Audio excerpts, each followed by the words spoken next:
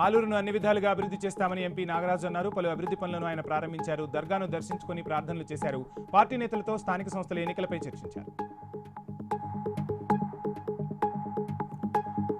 ఇరాన్పై Israel America చేస్తున్న యుద్ధాన్ని CPM రాష్ట్ర కార్యదర్శి శ్రీనివాసరావు ఖండించారు. యుద్ధంపై మోదీ తటస్థ వైఖరి అవలంబించడం దుర్మార్గమన్నారు. పెట్రోలియంపై ఆధిపత్యం కోసం యుద్ధం చేస్తున్నారని ఆరోపించారు.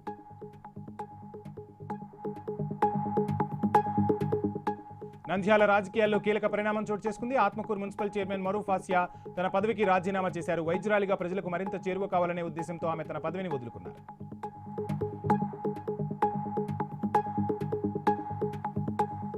శ్రీశైలం ప్రాజెక్టు బాధితులకు న్యాయం చేస్తామని deputy special collector Ajay Kumar అన్నారు. ఈ నెల 14న కర్నూలు జిల్లా కోర్టులో బాధితులకు చెక్కులు పంపిణీ చేయనున్నట్లు తెలిపారు. నందికొట్కూరు ఎంపీడీఓ కార్యాలయంలో ఏర్పాటు చేసిన శ్రీశైలం ముంపు గ్రామాల ప్రజలకు అవార్డులను పరిశీలించారు.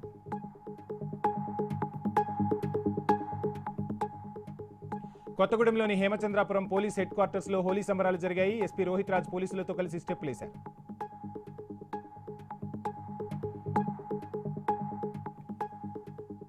ఖమ్మం జిల్లా రాజ్య తండలో హోలీ సంబరాలు ఘనంగా జరిగాయి. గిరిజన సాంప్రదాయం ప్రకారం సంబరాలు చేసుకున్నామని సర్పంచ్ పుష్పావతి తెలిపారు.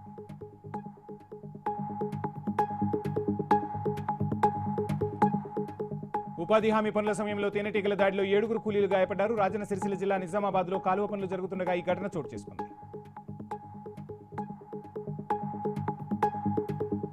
కామారెడ్డి జిల్లా నిజాం సాగర్ చౌరస్తాలో బైక్ సైలెన్సర్లు ధ్వంసం చేశారు పోలీసులు. అధిక శబ్దం చేస్తున్న సైలెన్సర్లు వాడడం నిషేధమని చెప్పారు. మరోసారి దొరికితే కఠిన చర్యలు తప్పవని ఏఎస్పీ చైతన్యారెడ్డి హెచ్చరించారు.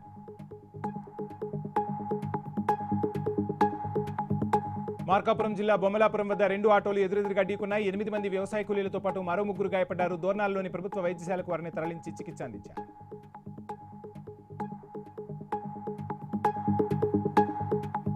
శ్రీ సత్యసాయి జిల్లాలో పెన్షన్ డబ్బులు కాజేశారు సచివాలయ ఉద్యోగులు. ఎదురుధోన సచివాలయంలో పనిచేస్తున్న వెల్ఫేర్ అసిస్టెంట్ చంద్రశేఖర్ రెడ్డి, పంచాయతీ కార్యదర్శి రాంప్రసాద్ 2,22,000 స్వాహా చేశారు. మంచిర్యాల జిల్లాలో అగ్ని ప్రమాదం చోటు చేసుకుంది. చెన్నూరు హైస్కూల్ గ్రౌండ్ లో వాటర్ ట్యాంకుకు సంబంధించిన పైపులకు నిప్పు అంటుకుంది.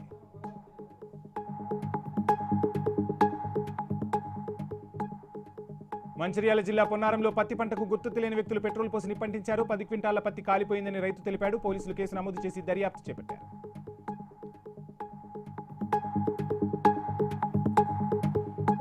రంగారెడ్డి జిల్లా ఆరుట్లలో ఓ మహిళ ఆత్మహత్య చేసుకుంది. కుటుంబ కలహాలతో పురుగుల మందు తాగింది. ఆసుపత్రిలో చికిత్స పొందుతూ మృత్యువాత పడింది.